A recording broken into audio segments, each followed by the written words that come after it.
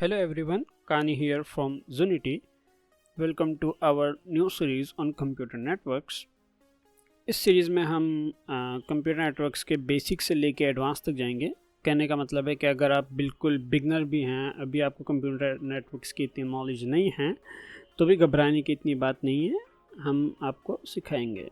और अगर चाहे आपको कंप्यूटर नेटवर्क्स की इन डेप्थ नॉलेज है, तब भी आप हमारे साथ जुड़े रह सकते हैं. हम आपकी ऑलरेडी बिल्ट इन जो अंडरस्टैंडिंग है उसको रिफ़ाइन करेंगे. तो आज का जो एपिसोड है उसमें हम ये देखेंगे कि कंप्यूटर नेटवर्क्स होते क्या हैं और एक आपको बेसिक ओवरव्यू दे देंगे. अगले एपिसोड से हम इन डेप्थ जो है जाना शुरू कर देंगे. तो हम स्टार्ट करते हैं. सबसे पहले आता है हमारे पास सवाल कि कंप्यूटर नेटवर्क है क्या. What is computer network. अच्छा, इसकी बेसिक डेफिनेशन तो लिखी हुई है. क्या computer network is a group of interconnected computers and devices that communicate with each other to share resources, data and services using communication protocols over a wired और wireless medium. मतलब एक दो या दो से ज़ायद कंप्यूटर जब आपस में एक दूसरे से कनेक्ट होते हैं किसी भी पर्पज़ के लिए, चाहे वो उन्होंने अपनी रिसोर्सेज शेयर करने हों या डेटा शेयर करने हों या सर्विसेज शेयर करनी हों. हालांकि टेक्निकली देखा जाए तो डेटा जो है रिसोर्सेज के अंदर ही आता है, बट वट एवर प्रोटोकॉल्स के थ्रू. अच्छा, प्रोटोकॉल्स क्या होते हैं? कम्युनिकेशन प्रोटोकॉल्स हम वैसे तो बहुत सारे होते हैं, मल्टीपल, लेकिन जो स्टैंडर्ड है वो TCP IP का है या UDP है. मोस्टली जो है TCP IP का यूज़ करते हैं आजकल, लेकिन कुछ एप्लीकेशन जो UDP का भी यूज़ करती हैं. और भी बहुत सारे प्रोटोकॉल्स हैं, आप अपना भी प्रोटोकॉल बना सकते हैं. प्रोटोकॉल होते क्या हैं, कंफ्यूज हो रहे होंगे आप लोग जो बिगनर लेवल पे अभी. सो प्रोटोकॉल्स हम कहते हैं सेट ऑफ रूल्स को. किस तरह का set of rules? For example, आप इंग्लिश में बात कर रहे हैं या उर्दू में बात कर रहे हैं, अब उनके भी कोई रूल्स होते हैं. रूल्स से मुराद है कि ग्रामर कह लो कि कौन सा अल्फाज कब आएगा, कौन सा अल्फाज किस अल्फाज के बाद आएगा और किस फॉर्मेट में लिखा जाएगा. प्रोटोकॉल्स बस इसी तरीके से डिफ़ाइन करते हैं कंप्यूटर्स के लिए कि वो डेटा किस ज़बान में भेजेंगे, किस फॉर्मेट में भेजेंगे, किस तरह पैक करके भेजेंगे. अब ये प्रोटोकॉल्स बने क्यों हैं? ताकि एक कंप्यूटर दूसरे कंप्यूटर से बात कर सके विदाउट कंपैटिबिलिटी. फॉर एग्जांपल, मैं अगर इंटेल का CPU यूज़ कर रहा हूँ या let's say XYZ computer use कर रहा हूँ XYZ कंपनी से, और आप किसी और दूसरी कंपनी का यूज़ कर रहे हैं, तो ऐसा ना हो ना कि फिर वो आपस में कम्युनिकेट ही ना कर पाएँ. तो इसलिए प्रोटोकॉल्स एग्जिस्ट करते हैं, रूल्स एग्जिस्ट करते हैं, ताकि वो आपस में नेटवर्क पे बात कर सकें, डेटा शेयर कर सकें. दो तरह के मीडियम होते हैं, वायर्ड होता है और उसके अलावा वायरलेस मीडियम होता है. वायर्ड होता है लेट्स से ईथरनेट हो गया, फाइबर ऑप्टिक हो गया, ट्विस्टेड केबल हो गई, जो कि ईथरनेट ही टेक्निकली देखा जाए होती है, लेकिन उसके अलावा भी ट्विस्टेड केबल होती है एक. और अगर आपने काफ़ी अर्सा पहले अगर TV यूज़ किया हो तो उसमें एक तार आती थी जैसे को कोएक्सियल केबल बोलते हैं. इवन वो भी एक नेटवर्किंग मीडियम है. राइट. कंप्यूटर नेटवर्क की हमें एक डेफिनेशन पता चल गई कि दो या दो से ज़ायद कंप्यूटर जब आपस में कनेक्ट होते हैं किसी भी पर्पज़ के लिए, तो वो एक कंप्यूटर नेटवर्क बिल्ड हो जाता है. नेक्स्ट जाने से पहले फॉर एग्जांपल एक एग्जांपल दे दूँ. एक ऑफिस में अगर एक प्रिंटर है तो हर कोई उस सेम प्रिंटर को यूज़ कर सकता है, बजाय कि इसके कि हर बंदा अलग अलग प्रिंटर रखे और उसको यूज़ करे. अब इसका हमें फ़ायदा क्या होता है? फ़ायदे मैं आपको आगे वैसे बताऊंगा.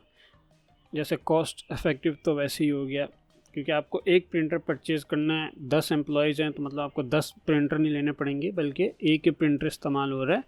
सब अपने कंप्यूटर से बटन दबाते हैं प्रिंट का और वो एक ही प्रिंटर के पास सीधा मैसेज जाता है, तो वो नेटवर्क से कनेक्टेड है. ऑलराइट, नेक्स्ट चलते हैं. नेक्स्ट स्लाइड पे देखते हैं क्या है. अच्छा, नेक्स्ट स्लाइड पे लिखा हुआ है कि कंप्यूटर का पार्ट हट गया, अब नेटवर्क क्या होता है. अब जनरल टर्म की बात हो रही है. अगर जनरल टर्म में नेटवर्क्स को देखा जाए तो वो सिर्फ कंप्यूटर के लिए नहीं बल्कि किसी भी कनेक्टेड सिस्टम ऑफ थिंग्स के लिए हो सकता है। अब चाहे वो रोड्स हों, रेलवेज़ हों या इवन इंटरनेट भी हो आपका, वो भी एक नेटवर्क के अंदर आता है। अब इसमें की क्या है, यानी इसमें की पार्ट क्या है, जो इन चीज़ों को आपस में लिंक कर रही ना कम्युनिकेट करने के लिए और कुछ भी एक्सचेंज करने के लिए, चाहे वो डेटा हो या फिज़िकल चीज़ हो, वो मेन चीज़ है। फॉर एग्ज़ाम्पल आपका फ़ोन है, जब आप किसी को कॉल करते हैं, सही है, तो वो किसी न किसी नेटवर्क टावर से कनेक्ट होता है कॉल के लिए। तो वो बीच में जो आपका डेटा है वो नेटवर्क टावर के थ्रू होके जा रहा है, तो मतलब आपका भी एक वो नेटवर्क क्रिएट हो रहा है। अगर कह लो कि ना होता ये काम, तो क्या होता, आपका जो सेल फ़ोन है वो एक कैलकुलेटर के अलावा कोई ज़्यादा काम कर नहीं सकता था। हाँ, अगर प्री बिल्ड कुछ गेम्स होती तो वो चला लेता, लेकिन उसके अलावा वो फिर उसका कोई यूजेज नहीं होता। अब नेक्स्ट स्लाइड पे चल देते हैं, आगे देखते हैं क्या आता है। ऑलराइट, आगे लिखा हुआ है कि why do we need networks. अब नेटवर्क्स की ज़रूरत क्यों पड़ी हमें, यहाँ पे 3 मेन चीज़ें लिखी हुई हैं, जो मेन चीज़ें हैं। इसके अलावा और भी यूजेज होते हैं, लेकिन जो मेन है वो यही 3 है: शेयरिंग रिसोर्सेज, बैकअप और ग्रुप वेयर एप्लीकेशन।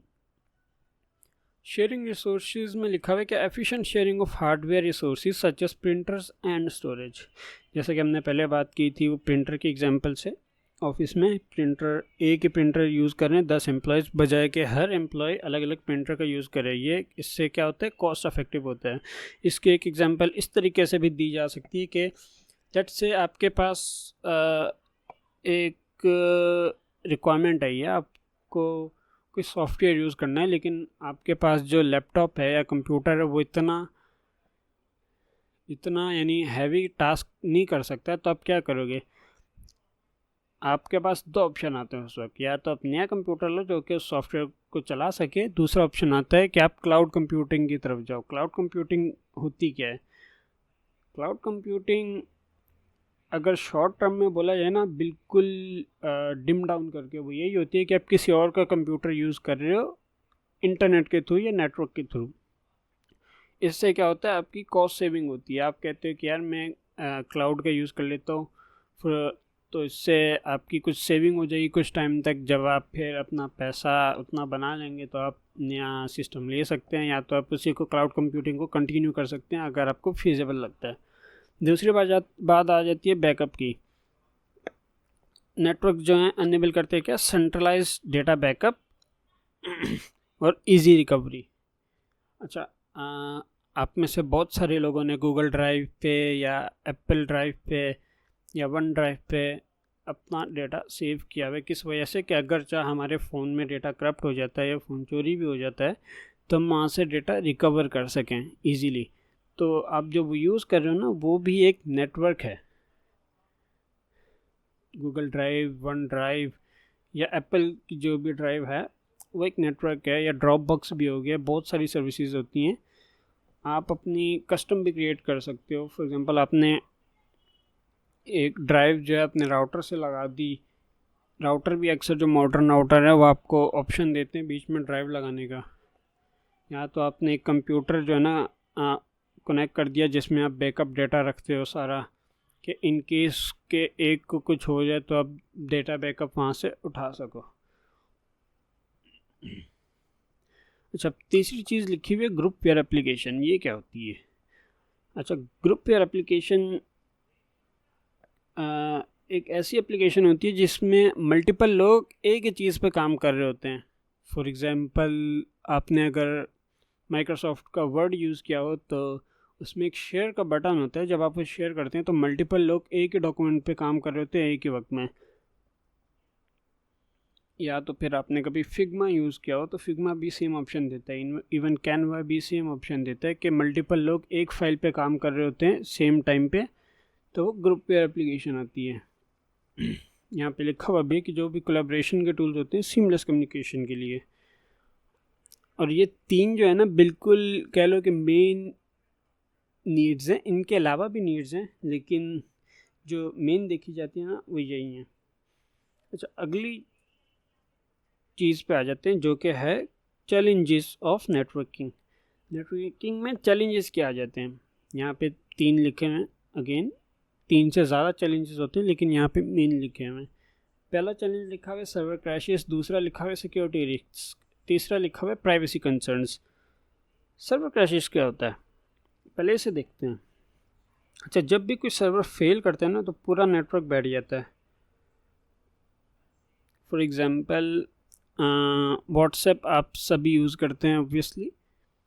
जब भी आप व्हाट्सएप यूज़ कर रहे होते हैं तो लेट्स से कि उनका सर्वर फेसबुक का या मेटा का सर्वर कुछ देर के लिए बैठ जाता है। जो उनका सर्वर बैठ जाता है ना वो सर्वर क्रैश कर जाता है। जब उनका सर्वर क्रैश करता है ना तो कोई भी मैसेज एक दूसरे को नहीं भेज सकता। तो इससे क्या होता है, जो रियल लाइफ यूजर्स है वो भी इससे अफेक्ट होता है। या इसके एक और एग्जांपल अगर देखी जाए तो आप फॉर एग्जांपल एक रेस्टोरेंट में बैठे हैं और किचन जो है क्लोज हो जाता है मिड सर्विस, तो जो भी काम आप कर रहे होंगे ना वो सारे काम उधर रुक जाते हैं। अब हम आगे जाके ऑब्वियसली बात भी करेंगे कि सर्वर क्रैशेस को हम हैंडल कैसे करते हैं वगैरह वगैरह, लेकिन अभी के लिए आपको बस बेसिक ओवरव्यू देना है। फिर आ जाते हैं हम सिक्योरिटी रिस्क पे। अच्छा, इसमें सिक्योरिटी रिस्क भी ज़्यादा इंक्रीज़ हो जाते हैं नेटवर्क के साथ। अगर क्रैशेस की सिर्फ बात की जाए तो आपकी लेट जैसे कि आपने कोई सॉफ्टवेयर यूज़ कर रहे थे, अपना डेटा कहीं पर रखा हुआ था, उनका सर्वर क्रैश कर गया, अब आप उसे एक्सेस ही नहीं कर सकते। तो ऑब्वियसली उसके लिए भी कुछ चीज़ें यूज़ होती हैं इन केस सर्वर क्रैश हो जाए या सर्वर क्रैश किस तरीके से जो है हम उसको कम कर सकें, लेकिन वो हम बाद में देखेंगे। अभी सिक्योरिटी रिस्क को देख लेते हैं।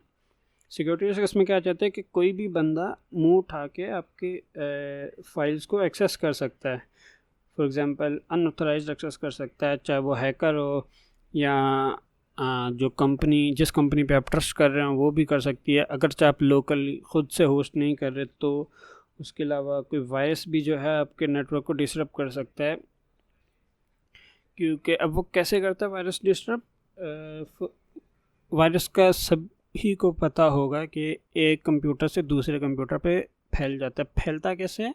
नेटवर्क के थ्रू फैलता है। फॉर एग्जांपल आपने किसी को मैसेज भेजा और वायरस जो आपके सिस्टम में था वो आपके मैसेज के साथ अटैच होके शिफ्ट हो गया उधर भी, और फिर इसी तरीके से वो पूरे नेटवर्क पे फैल जाता है। अब फिर बात आ जाती है किस पे, प्राइवेसी कंसर्न्स पे। जब प्राइवेसी कंसर्न्स पे अगर हम बात करें तो डेटा इजीली फ़्लो होना, डेटा का मतलब ये नहीं है कि आपका डेटा प्राइवेट है। कंपनीज़ और हैकर्स जो होती हैं वो आपके पर्सनल डेटा को यूज़ करके ट्रैक भी कर सकती हैं आपको। अगर इनकी ख़ास तौर पे एक दफ़ा एग्ज़ाम्पल को देखा जाए सर्वर क्रैशेस का, जैसे व्हाट्सएप का आपको बता दिया था कि अगर WhatsApp, Instagram, Facebook, Meta, YouTube, इन सब का अगर एक एक करके भी सर्वर क्रैश होता है तो आपको पता है कि उनकी सारी सर्विसेज रुकी जाती हैं। उसके बाद यूज़र्स को अफेक्ट पड़ता है और कंपनी को भी लॉसेस होते हैं। और अगर सिक्योरिटी रिस्क को देखा जाए तो ऐसे ही समझ लो कि आप अपने घर जो है ना, अपने घर तो बना लिए लेकिन घर को जो है ना अपने खुला छोड़ दिए, कोई भी अंदर घुस सकता है। तो ऑब्वियसली हम सिक्योरिटी रिस्क को भी मद्देनज़र रखते हैं जब भी हम नेटवर्क बना रहे होते हैं। फिर प्राइवेसी कंसर्न्स, ऑब्वियसली के पता चले आपने जिस कंपनी पर ट्रस्ट करके उन्हें डेटा दिया था उन्हीं ने ही आपको ट्रैक करना शुरू कर दिया, जो कि होता है रियल लाइफ में, क्योंकि ऑब्वियसली आप आपके डेटा के ऊपर ही काम करते हैं। अगर वो फ्री सर्विस दे रहे हैं तो ऑब्वियसली वो फ्री नहीं होती, वो आपका डेटा यूज़ करते हैं। इवन आप अगर उन्हें पे भी कर रहे हैं तब भी, अनलेस कि आप जो है अपना एक लोकल नेटवर्क बना के कर रहे हों, लेकिन उसमें भी फिर सिक्योरिटी रिस्क फिर भी देखने पड़ते हैं। अच्छा, अभी नेक्स्ट पे चलते हैं। अच्छा, क्राइटेरिया क्या है? Criteria for an effective and efficient network. इधर सबसे पहले लिखा हुआ है परफॉर्मेंस, फिर reliability, transit time, responsive time. Reliability को देखा जाता है फ्रीक्वेंसी ऑफ फेलियर और रिकवरी टाइम पे। परफॉर्मेंस और रिलायबिलिटी दो डिफरेंट चीज़ें हैं। परफॉर्मेंस को हम देखते हैं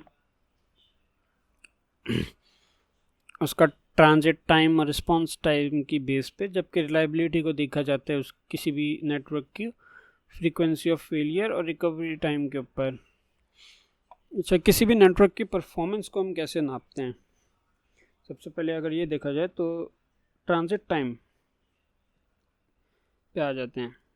परफॉर्मेंस बेसिकली होती है कि डेटा आपका कितनी जल्दी मूव कर रहा है, कितनी तेज़ मूव कर रहा है एक नेटवर्क से दूसरे नेटवर्क पे, या एक डिवाइस से दूसरे नेटवर्क पे, एक ही नेटवर्क पे। फॉर एग्जांपल कंप्यूटर, आपने अपने कंप्यूटर से दूसरे कंप्यूटर पर डेटा भेजा, वो कितनी तेज़ जा रहा है परफॉर्मेंस में हम ये देखते हैं। अब उससे हम नापते कैसे हैं? ट्रांजिट टाइम के थ्रू और रिस्पॉन्स टाइम के थ्रू। ट्रांजिट टाइम क्या होता है? ट्रांजिट टाइम होता है जो डेटा को टाइम कितना लग रहा है आपके कंप्यूटर से उधर दूसरे कंप्यूटर पे जाने में। इसकी एग्जांपल हम ले सकते हैं कि पिज़्ज़ा डिलीवरी के ऊपर ही। फॉर एग्जांपल आपने किसी भी पिज़्ज़ा डिलीवरी सर्विस को कॉल की और बेसिकली वो 30 मिनट्स आपको देते हैं। फॉर एग्जांपल कि हम 30 मिनट्स में डिलीवरी कर देंगे। लेट्स से वो 43 मिनट्स बाद आपको डिलीवरी करते हैं लाके। तो जब 43 मिनट का टाइम हुआ वो आपका ट्रांजिट टाइम हुआ। पिज़्ज़ा पहुंचने का टाइम क्या हुआ? 43 मिनट्स। तो वो ट्रांजिट टाइम 43 मिनट्स हुआ। उसके बाद आ जाते हैं रिस्पॉन्स टाइम पे। रिस्पॉन्स टाइम होता है कि डेटा जो है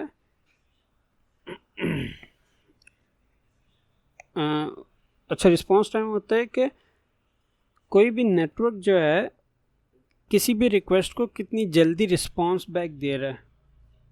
फॉर एग्जांपल किसी भी वेबसाइट पे जाके जब आप उसे रिफ़्रेश करते हैं तो उस वेबसाइट को रिफ़्रेश होने में कितना टाइम लग रहा है वो उसके रिस्पॉन्स टाइम में कैलकुलेट होता है, जो कि मिली सेकेंड्स में यूजुअली होता है।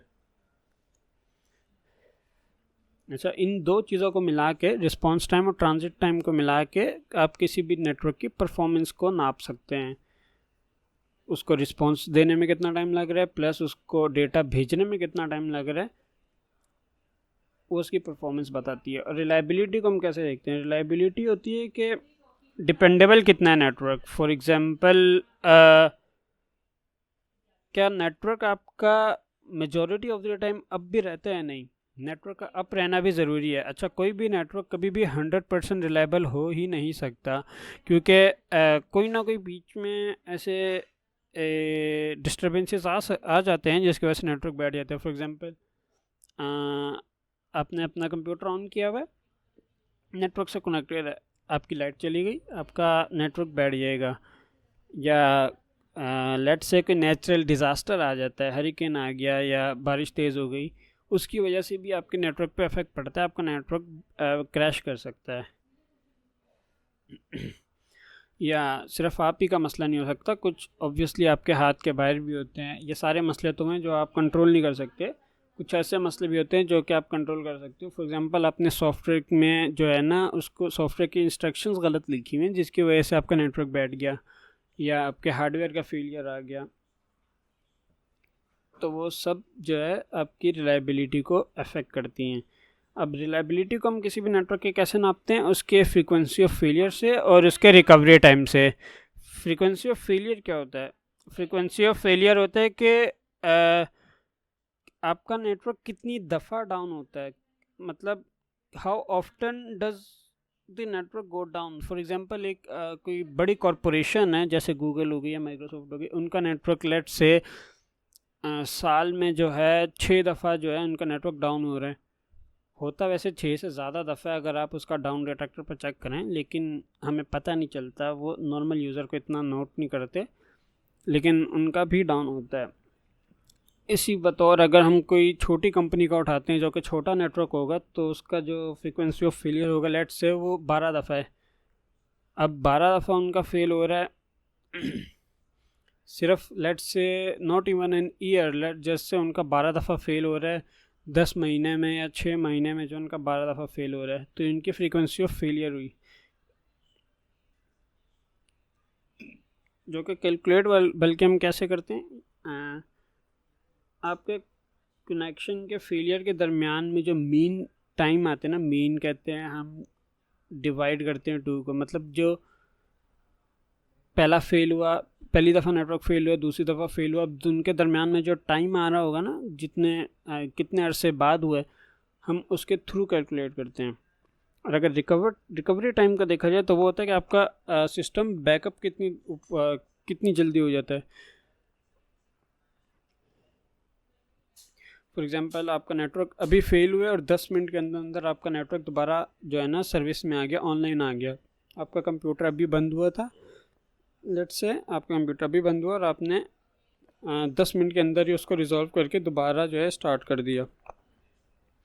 अच्छा, रिकवरी टाइम हमें जो है और फ्रीक्वेंसी ऑफ फेलियर, ये दोनों मिला के रिलायबिलिटी को कैसे बताते हैं। फॉर एग्जांपल आपका अगर फ्रीक्वेंसी ऑफ फेलियर ज़्यादा है लेकिन आपका रिकवरी टाइम कम है ना, तो आपका नेटवर्क ज़्यादा रिलायबल समझा जाएगा बतौर के अगर आपका फ्रीक्वेंसी ऑफ फेलियर कम है, रिकवरी टाइम ज़्यादा है। फॉर एग्जांपल लेट्स से एक कंपनी है, उसका नेटवर्क साल में 12 दफ़ा फेल हो रहा है, मतलब महीने में 1 बार, सही है, लेकिन उनका जो रिकवरी टाइम है वो लेट्स से 4 घंटे है। लेकिन दूसरी तरफ एक और कंपनी है जिनका नेटवर्क लेट्स से 24 दफ़ा बंद हो रहा है, लेट्स से उनका फ्रीक्वेंसी ऑफ फेलियर जो है 24 है, मतलब उनका साल में 24 दफ़ा नेटवर्क जो है डाउन हो जाता है। मतलब महीने की एवरेज 2 आ रही है, लेकिन उनका जो रिकवरी टाइम है ना वो है 10 मिनट। तो जो कंपनी बी है ना, जिनका रिकवरी टाइम 10 मिनट है लेकिन उनका फेलियर ऑफ रेट जो है ना ज़्यादा है, तो कुछ केसेस में जो है हम उसे ज़्यादा रिलायबल बोलेंगे बजाय उसके जिसका फेलियर कम हो रहा है। मतलब यह है कि आप सिर्फ कम दफ़ा फेल होने से आपकी रिलायबिलिटी को नोट नहीं किया जाता, बल्कि रिकवरी कितने टाइम में हो रहा है उससे भी अफेक्ट पड़ता है। अब नेक्स्ट चलते हैं। ओके, नेक्स्ट पे आ गया कि फैक्टर्स क्या अफेक्ट करते हैं परफॉर्मेंस पे। कौन सा फैक्टर अफेक्ट करते हैं परफॉर्मेंस पे? सबसे पहले तो लिखा हुआ है नंबर ऑफ़ यूज़र्स, फिर लिखा हुआ है हार्डवेयर, फिर मीडियम, फिर सॉफ्टवेयर। अच्छा, नंबर ऑफ़ यूज़र्स कैसे अफेक्ट करते हैं? फॉर एग्ज़ाम्पल जितने ज़्यादा जो हैं यूज़र्स आपकी नेटवर्क को यूज़ कर रहे होंगे, जितने ज़्यादा कंप्यूटर यूज़ कर रहे होंगे एक ही सर्वर पे, उतनी ज़्यादा स्पीड जो है ना स्लो होगी। इसको आप इस तरीके से देखें कि आप जब भी हाईवे पे ट्रैवल करेंगे रश आवर्स में, तो उधर ट्रैफिक ज़्यादा होगा। जितना ट्रैफिक ज़्यादा होगा ना, उतनी लेट आप घर पहुंचेंगे, अपनी डेस्टिनेशन पे भी आप उतनी लेट पहुंचेंगे। बिल्कुल सिमिलर टर्मिनोलॉजी मैं कह रहा हूँ, बल्कि बिल्कुल सिमिलर वे में डेटा भी काम करता है। डेटा भी जो है पाथ्स के थ्रू ट्रैवल करते हैं, जिसको आप रोड्स कह सकते हैं। पाथ्स लिटरली उनको हम पाथ्स कहते हैं या रूट्स भी कहते हैं। बिल्कुल ही उन्हीं गाड़ियों की तरह जो हाईवे पे होती हैं उन्हीं की तरह ट्रैवल करती हैं। अगर उसे जो है रूट्स खाली मिलते हैं तो डेटा तेज़ी से जाता है, लेकिन अगर मल्टीपल लोग जो हैं यूज़ कर रहे होते हैं सेम नेटवर्क को, तो उसकी ऑब्वियसली स्पीड स्लो डाउन हो जाती है। अब बात करते हैं हार्डवेयर की।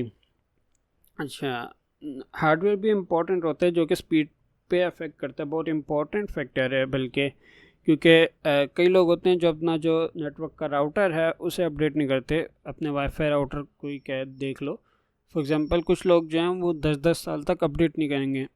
हालांकि लेट्स से जो आज का मॉडर्न राउटर है 2024 या 2023 वाला, उसकी जो स्पीड है वो बहुत ज़्यादा तेज़ होगी बजाय उसके जो 2015-16 में था।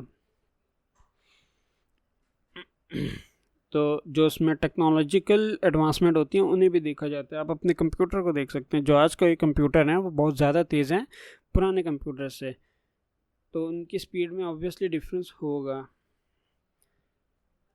और उसके बाद हम नेक्स्ट पे आ जाते हैं मीडियम पे। अच्छा, हमने पहले बात की थी कि मीडियम 2 तरीके के होते हैं, वायर्ड होता है, वायरलेस होता है। अच्छा, हम वायर्ड जो है अगर उसमें फाइबर ऑप्टिक्स को देखें तो वो ज़्यादा तेज़ होता है वायरलेस से। भला क्यों? क्योंकि वायरलेस का ये होता है कि वो हर जगह पे डेटा जो है ना माइक्रोवेव्स की तरह यूँ फेंकता है। उसको फेंकने में ये होता है कि फिर माइक्रोवेव्स अपनी स्पीड के हिसाब से चलती हैं, जबकि जो फाइबर ऑप्टिक है उसको देखा जाए तो लाइट की स्पीड पे जाती है। फॉर एग्जांपल फाइबर ऑप्टिक अगर आपने नहीं देखी तो बहुत ही सेंसिटिव केबल होती है लाइट की, जिसको कोटिंग की हुई होती है ताकि लाइट जो है ऑब्वियसली बाहर ना निकल सके, क्योंकि ज़रा सा जो उसमें अगर फॉल्ट भी आ जाता है तो कम्युनिकेशन जो है ब्रेक हो जाती है, इतनी वो सेंसिटिव केबल होती है। अगर आपके पास फाइबर ऑप्टिक लगा हुआ है तो आप उसको देख सकते हैं, बिल्कुल पतली सी केबल होगी, बिल्कुल नाजुक सी होती है, उसके अंदर लाइट की स्पीड पे डेटा ट्रांसफ़र होता है। तो आप कौन सा मीडियम यूज़ कर रहे होते हैं उससे भी इफेक्ट पड़ता है। अच्छा, यहाँ पे अब आप देख रहे होंगे कि सॉफ्टवेयर भी लिखा हुआ है। सॉफ्टवेयर क्यों लिखा हुआ है? जैसा मैंने पहले आपको बताया था कि अगर आपके पास हार्डवेयर अच्छा है, आप मीडियम भी फाइबर ऑप्टिक यूज़ कर रहे हैं, आपके पास नंबर ऑफ़ यूज़र्स भी कम है, फिर भी जो है आपका जो है अगर नेटवर्क स्लो स्पीड दे रहा है तो ऑब्वियसली उसकी जो रीज़न है फिर वो और भी हो सकती हैं, लेकिन जो मेनली देखी जाती है फिर वो सॉफ्टवेयर को देखा जा सकता है कि आपका जो सॉफ्टवेयर का कोड हुआ हुआ है उसके अंदर जो इंस्ट्रक्शंस दी हुई है, कोड है जो, वो तो नहीं कहीं बॉटल नेक कर रहा आपके सर्वर को, या उसके अंदर लिमिटेशंस तो नहीं है, या क्या वो इतना बुरा कोड तो नहीं लिखा हुआ कि कहीं जो है आपके नेटवर्क उस कोड की वजह से बैठ रहा है, वो भी उससे भी इफ़ेक्ट पड़ता है। जो आउटडेटेड प्रोग्राम्स होते हैं वो कंप्यूटर नेटवर्क को स्लो डाउन कर सकते हैं। अच्छा, अब हम आगे आ जाते हैं नेक्स्ट पे। नेक्स्ट है नेटवर्क सिक्योरिटी कंसिडरेशंस। अच्छा, इसमें कंसिडरेशंस भी लिखी हुई हैं। नेटवर्क सिक्योरिटी जैसे कि हमने पहले बताया कि उसमें सिक्योरिटी जो है इम्पोर्टेंट होती है नेटवर्क की। जितनी सिक्योरिटी कंप्यूटर को नॉर्मली नीड होती है, एक नेटवर्क को उससे ज़्यादा नीड होती है, क्योंकि नेटवर्क को कोई भी एक्सेस कर सकता है, पब्लिक नेटवर्क को कोई भी एक्सेस कर सकता है, तो उस पर ऑब्वियसली हमें कुछ ना कुछ तो चीज़ें चाहिए होंगी ना फाइट बैक करने के लिए या रिस्ट्रिक्शन लगाने के लिए कि हर कोई उस नेटवर्क को एक्सेस ना कर सके। तो वो नेटवर्क सिक्योरिटी कंसिडरेशन में आता है। अच्छा, अनऑथराइज एक्सेस क्या होती है? अनऑथराइज एक्सेस होती है कि कोई भी बंदा जो उस सर्विस को यूज़ ना कर पाए वो यूज़ कर रहा होता है। फॉर एग्ज़ाम्पल, आपका कंप्यूटर है, आपने पासवर्ड लगाया हुआ है, लेकिन इधर जो एक और बंदा आ जाता है जिसको जो आप इजाज़त नहीं देते कि वो आपका कंप्यूटर यूज़ कर सकते, लेकिन वो फिर भी यूज़ करने लग जाता है। अनऑथराइज एक्सेस के अब दो लेवल होते हैं, एक होता है लोअर लेवल, एक होता है हायर लेवल। अच्छा, ये जो है बिल्कुल ही जो है डिम डाउन वर्जन लिखा हुआ। एडवांस में तो ये और भी ज़्यादा फैल जाता है। अगर इस पर डेडिकेटेड बात की जाए तो इस पर घंटों जो है सिर्फ इसी चीज़ पर बात हो सकती है, लेकिन क्योंकि ये पहला एपिसोड है तो कोशिश यही है कि इसको बस ओवरव्यू तक रखें। अच्छा, लोअर लेवल पे पहले बात कर लेते हैं। लोअर लेवल क्या होता है? लोअर लेवल होता है कि बेसिकली सिंपल एक्सेस, लाइक कोई आपका पासवर्ड बैठ के गेस कर रहा है। लेट्स से आपने कोई आसान पासवर्ड रखा हुआ है और मुझे पता है कि आपने आसान पासवर्ड रखा हुआ है, तो बस मैं बैठ के गेस कर रहा हूँ, रैंडम पासवर्ड डाल रहा हूँ और तुक्के में पासवर्ड लग गया, तो अनऑथराइज एक्सेस मतलब मैं आपके जो हूँ कंप्यूटर को यूज़ कर सकता हूँ आपकी इजाज़त के बिना। ये तो लोअर लेवल है। हायर लेवल में क्या होता है? हायर लेवल में जो है अटैक्स और भी ज़्यादा सोफिस्टिकेटेड हो जाते हैं। फॉर एग्जांपल, फ़िशिंग के अटैक्स हो गए या हैकिंग के अटैक्स हो गए।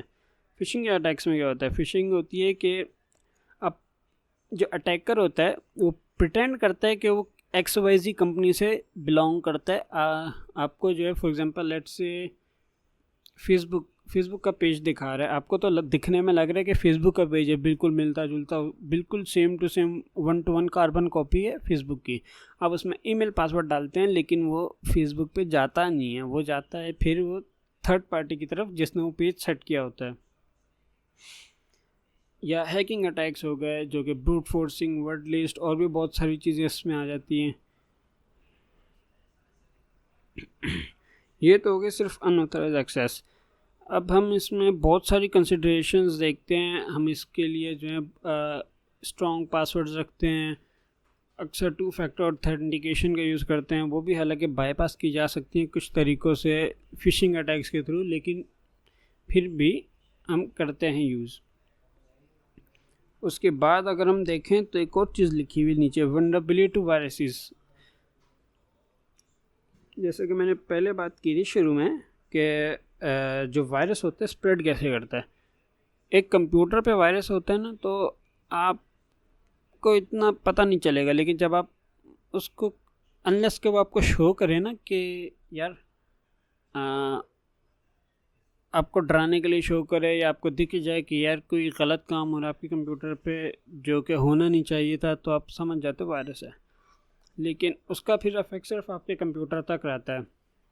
लेकिन बात जब आ जाती है लेट्स से एक नेटवर्क की, आप उसी इन्फेक्टेड कंप्यूटर को किसी नेटवर्क पे कनेक्ट करते हो, तो अब उसके बाद जो जो नेटवर्क पे होता है वायरस जो है अपने आप को आपके मैसेजेस के साथ अटैच करके, आपकी ईमेल्स के साथ अटैच करके ट्रांसफ़र करता है दूसरे कंप्यूटर्स में, जिससे और भी ज़्यादा कंप्यूटर्स अफेक्ट हो जाते हैं। और इससे अगर नेटवर्क आप ही कहें ना, तो कोई इन्फेक्टेड कंप्यूटर आपके नेटवर्क से कनेक्ट होता है तो रिस्क जो है आपके नेटवर्क के ऊपर भी आता है कि आपका पूरा नेटवर्क जो है वायरस से इन्फेक्टेड हो सकता है। इसकी एग्जांपल आप कोविड-19 की देख सकते हैं या फ्लू की देख सकते हैं कि एक जैसे इंसानों में एक इंसान से दूसरे इंसान पे वायरस फैलता है, सेम तरीके से एक कंप्यूटर से दूसरे कंप्यूटर में भी वायरस फैलता है।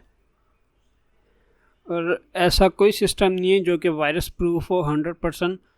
हाँ, ये है कि आप उसको लिमिट कर सकते हैं, आप इसको वायरस प्रूफ की तरफ ले जा ज़रूर सकते हैं, लेकिन वो 100% कभी भी नहीं होगा। अगर वो ख़ास तौर पे अगर वो इंटरनेट से कनेक्टेड है या आप उस पर डिफरेंट डिवाइसेस लगाने हैं, कुछ डाउनलोड कर रहे हैं, तो वो 100% वायरस प्रूफ कभी भी नहीं होगा। तो आपको उसके सिक्योरिटी चेक्स करने पड़ते हैं। अच्छा, अब हम आगे चल लेते हैं। आगे बात आ जाती है नेटवर्किंग एप्लीकेशंस की तरफ। अच्छा, नेटवर्किंग एप्लीकेशंस में लिखी हुई है marketing and sales, online reservation services, financial services, information services, cellphone services. अच्छा, ये तो कुछ ही गिनी चुनी आई थिंक नेटवर्किंग एप्लीकेशंस हैं। इनके अलावा भी बहुत सारी नेटवर्किंग एप्लीकेशंस होती हैं। अभी इन पे बात करते हैं। मार्केटिंग एंड सेल्स की बात की जाए तो कंपनीज जो हैं नेटवर्क्स का यूज़ करती हैं एड्स भेजने के लिए। फॉर एग्जांपल गूगल एड्स हो गए या फेसबुक पे जो एड्स हो गए, वो भी नेटवर्क के थ्रू आते हैं। या आपको जो ईमेल भेजते हैं वो भी एक नेटवर्क के थ्रू आती है ईमेल। आपको जो ईमेल है वो भी एक नेटवर्क कहलाती है। ऑनलाइन रिजर्वेशन सर्विसेज हो गई, जैसे आप होटल की ऑनलाइन बुकिंग करते हैं या फ़्लाइट्स की बुक करते हैं, अपनी ट्रेन की टिकट्स ऑनलाइन बुक करते हैं या बस की ऑनलाइन टिकट्स बुक करते हैं, वो सब भी ऑनलाइन रिजर्वेशन सर्विसेज, वो भी सब भी एक नेटवर्क है। इवन अगर आप बाइकिया, येंगो, इनड्राइव, इन सब का भी यूज़ करते हैं तो वो भी नेटवर्किंग एप्लीकेशंस के अंडर आती हैं। इसी तरीके से फाइनेंशियल सर्विसेज भी आती हैं, जैसे यूबेल की ऑनलाइन ऐप हो गई या निज़ान की हो गई या एचबीएल की हो गई या किसी और बैंक की भी हो गई, इजी पैसा हो गया, नया पे हो गया, वो सब फाइनेंशियल सर्विसेज के अंडर आती हैं जो कि नेटवर्क एप्लीकेशंस का पार्ट है। इंफॉर्मेशन सर्विसेज को अगर देख लें, जैसे ऑनलाइन लाइब्रेरीज़ भी बहुत सारी होती हैं। यूनिवर्सिटीज़ जो होती हैं या स्कूल जो होते हैं उनके अपने नेटवर्क होते हैं रिसोर्सेज शेयर करने के। इवन आपने अगर स्कूल में अपनी कंप्यूटर लैब यूज़ की हो तो उसमें जो इंटरनेट चलता था, बेशक उन्होंने बंद किया हुआ आपके लिए कंप्यूटर पे, लेकिन बाकी कंप्यूटर्स पे जहाँ पे चल रहा होता था वो भी एक नेटवर्क के थ्रू लगा होता है, जो कि मोस्टली वहाँ पे लोकल नेटवर्क ही क्रिएट करते हैं स्विच का यूज़ करके, जिसके बारे में हम आगे पढ़ेंगे। ये आपके सेल फ़ोन सर्विस हो गई, जैसे आपको पहले भी मैंने इसी में एपिसोड में समझाया था कि आपका फ़ोन अगर कॉल करता है तो वो एक किसी टावर के थ्रू होके जा रहा है और आपका एक फ़ोन दूसरे फ़ोन को क्या कर रहा है, डेटा भेज रहा है। क्योंकि डेटा के बीच में बात आ जाती है और डिवाइसेस कनेक्ट होने की बात आ रही है तो वो एक नेटवर्क के अंदर आ जाती है। अच्छा, अभी आप YouTube इस्तेमाल कर रहे हैं, YouTube पे ये वीडियो देख रहे हैं फॉर एग्ज़ाम्पल, YouTube भी एक नेटवर्क है। आप YouTube का कंप्यूटर यूज़ कर रहे हैं अपने कंप्यूटर से, आपका मतलब फॉर एग्ज़ाम्पल फ़ोन पे आप ये वीडियो देख रहे हैं या अपने लैपटॉप पे देख रहे हैं या अपने डेस्कटॉप पे देख रहे हैं, उसका यूज़ करते हुए आप कम्युनिकेट कैसे करें यूट्यूब के सर्वर से। और सर्वर क्या होता है, सर्वर भी कंप्यूटर ही होता है अगर शॉर्ट में बोलें तो। और आप अपनी डिवाइस से यूट्यूब की डिवाइस को एक्सेस कर रहे हैं और वहाँ से डेटा रीड कर रहे हैं, उससे डेटा मंगा रहे हैं। डेटा मंगाने से मुराद है आप उसको रिक्वेस्ट भेज रहे हैं कि भाई मेरे को ये वाली वीडियो चाहिए, इसका ये वाला पार्ट चाहिए, तो वो रिस्पॉन्स आगे से आपको रिस्पॉन्स में ये फ्रेम आगे भेज रहा है, ये वीडियो के फ्रेम्स भेज रहा है। I think this is all for this video, this is all for this intro episode. अच्छा, ये तो सिर्फ एक कह सकते हैं हम कि बिल्कुल ही इंट्रो लेवल की बात थी, बिल्कुल ही ओवरव्यू लेवल की बात थी।